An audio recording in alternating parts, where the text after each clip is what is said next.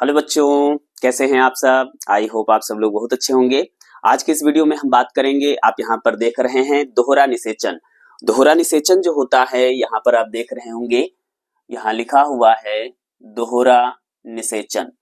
दोहरा निषेचन जो हमारा है इसे हम क्या कहते हैं, द्विनिषेचन कहते हैं, त्रिसमेकन भी कहते हैं। इंग्लिश में इसे हम डबल फर्टिलाइजेशन भी कहते हैं। क्या कहते हैं? डबल फर्टिलाइजेशन भी कहते हैं।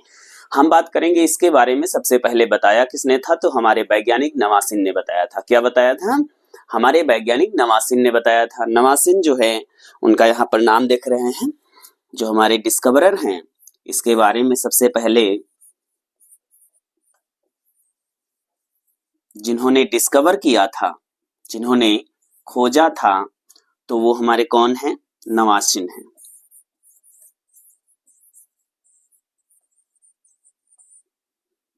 हमारे डिस्कवरर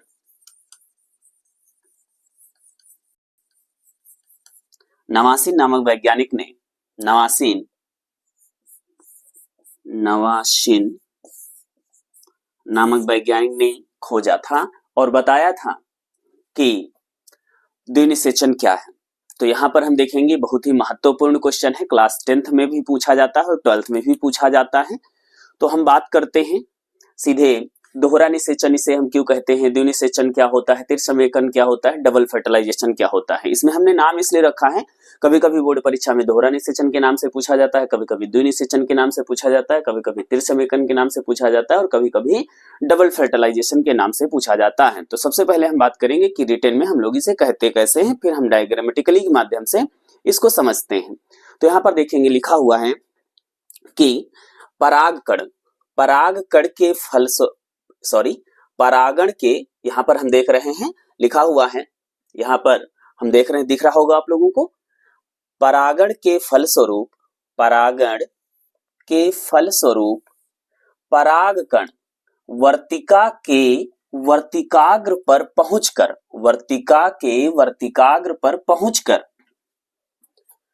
पराग नलिका में जनन कोशिका विभाजित होकर दो नर युग्मक पराग नलिका, है ना, दो नर युग्मक जो होते हैं मतलब विभाजित होकर के क्या बनते हैं? दो नर युग्मक बनते हैं। और यह दोनों नर युग्मक क्या होते हैं? पराग नलिका जो होती है नर युग्मक को भ्रूण कोश में एक नर युग्मक क्या करता है? नर युग्मक मादा अंडाणु से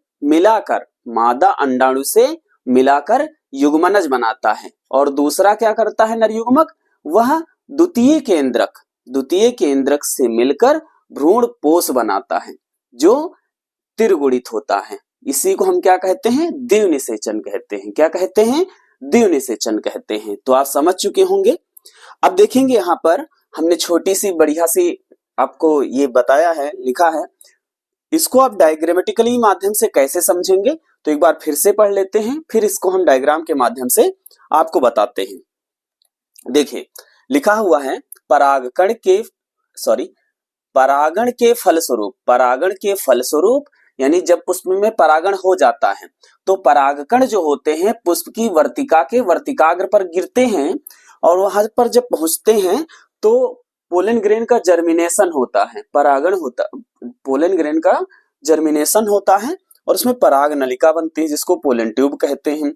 इस पोलन ट्यूब में जो जनन कोशिका होती है, पोलन ट्यूब के माध्यम से जो जनन कोशिका होती है, क्योंकि दो युग्मक पाए जाते हैं, एक जनन कोशिका होती है या जनन कोशिका जो केंद्रक होता है ना, जनन कोशिका क्या करती है? विभाजित होकर के दो नर युग्मक बनाती है और एक नर युग्मक जो होता है वो पराग नलिका से क्या करता है?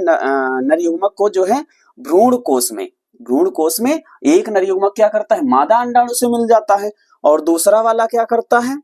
ये मादा अंडाणु से मिलकर युग्मनज बनाता है और दूसरा वाला नर युग्मक से जो दूसरा नर युग्मक होता है वो द्वितीय केंद्रक से मिल जाता है और क्या बनाता है? थीरियन बनाता है, जिसे हम भ्रूणपोष यानी भ्रूणपोष जब बनता है ये क्या होता है? त्रिगुणित होता है और यही क्रिया हमारी क्या कहलाती है? द्विनिषेचन कहलाती है। द्विनिषेचन को और भी सरल शब्दों में हम समझें तो दो बार निषेचन होना। अब कहीं ना कहीं हमको ये समझ में नहीं आया होगा कि आखिर निषेचन क्या है, तो हम द्विनिषेचन कैसे समझ लेंगे? जब कोई नर युग्मक जब कोई नर युग्मक मादा युग्मक से मिलता है या संलयन करता है या फ्यूजन करता है तो उसे हम क्या कहते हैं, समेकन कहते हैं, निषेचन कहते हैं, फर्टिलाइजेशन कहते हैं। और यह क्रिया यदि 2 बार हो रही है, यह क्रिया यदि 2 बार हो रही है तो उसे हम दोहरा निषेचन कहते हैं। क्या कहेंगे, दोहरा निषेचन कहेंगे, डबल फ्यूजन कहेंगे, डबल फर्टिलाइजेशन कहेंगे, द्विनिषेचन कहेंगे। यानी कि अब उसमें देखो हम त्रिसमेकन क्यों कहते हैं, तो ये बात हम डायग्राम के माध्यम से आपको बताते हैं। देखेंगे यहां पर जब आप जैसे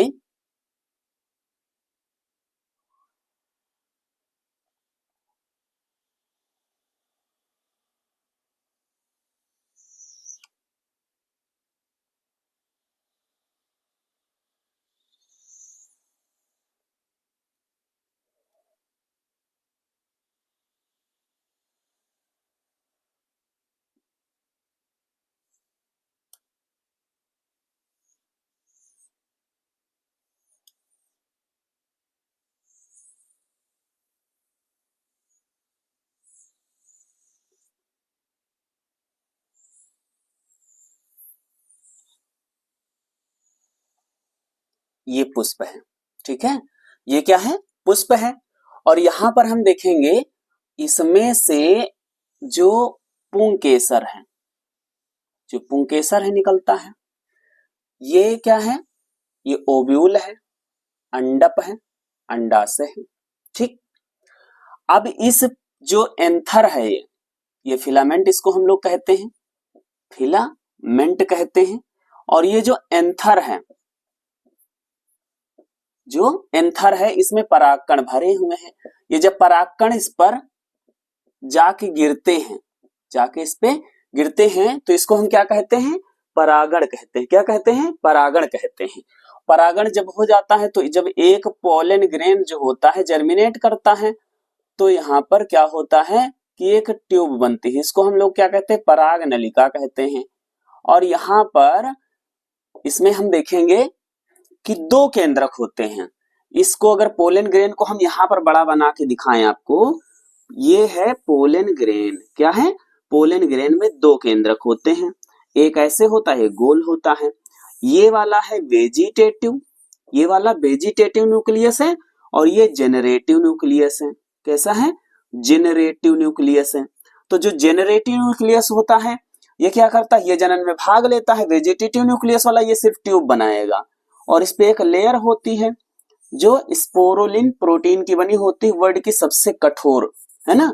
इसको हम लोग क्या बोलते हैं, एक्साइन बोलते हैं। क्या बोलते हैं, एक्साइन। इसको इंटाइन बोलते हैं, इंटाइन बोलते हैं, ठीक है। ये पोलन ग्रेन है। तो जब पोलन ग्रेन का जो ट्यूब बनता है तो ये वाला 2 भागों में बट जाता है, ठीक है, ये 2 भागों में बट जाता है, और यह इस रास्ते से आता है यहाँ पर। अब यहाँ पर देखेंगे ये ऐसी संरचना होती है। तो 1 केंद्रक, 2 केंद्रक, 3 केंद्रक, 4 केंद्रक, 5 केंद्रक, 6 केंद्रक और 7 केंद्रक, 8 केंद्रक। यानी केंद्रक 8 हैं और कोशिकाएं 7 हैं। तो यहाँ पर क्या होगा, जब एक केंद्रक आएगा तो इससे मिल जाएगा इग सेल से, इसको बोलते हैं इग सेल। क्या बोलते हैं, इग सेल। तो जब ये इग सेल से मिल जाएगा तो क्या हो जाएगा, एक एन ये वाला, एक एन ये वाला, 2n बन जाएगा। इसी से बनेगा एम्ब्रियो। क्या बनेगा, एम्ब्रियो बनेगा, भ्रूण बनेगा, ठीक है।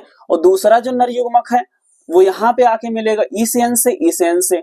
तो देखो यहाँ पर 3 कोशिकाओं का 2 क्या है, ये ध्रुवीय कोशिकाएं, द्वितीय कोशिकाएं हैं, है ना। और एक एन ये है जो केंद्रक आ रहा है नर जनन कोशिका का, तो 3 एन मिल गए, तो इसको बोलेंगे 3n।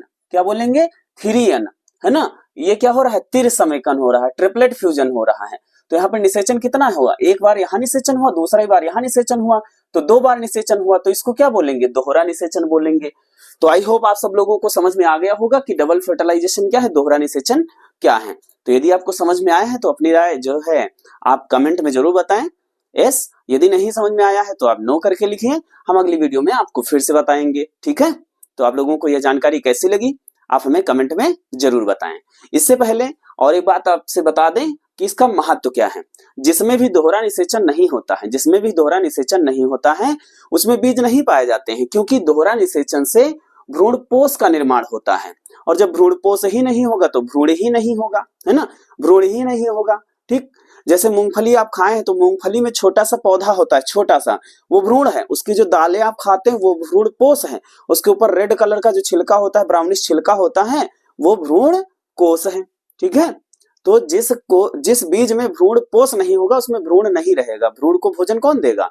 क्योंकि भ्रूण को भोजन भ्रूणपोष से मिलता है। ठीक है, तो आप लोगों को ये जानकारी कैसी लगी, अपनी राय जरूर दें। वीडियो को पूरा देखने के लिए आप सभी लोगों को धन्यवाद। फिर मिलते हैं नई जानकारी के साथ, तब तक के लिए bye bye and take care.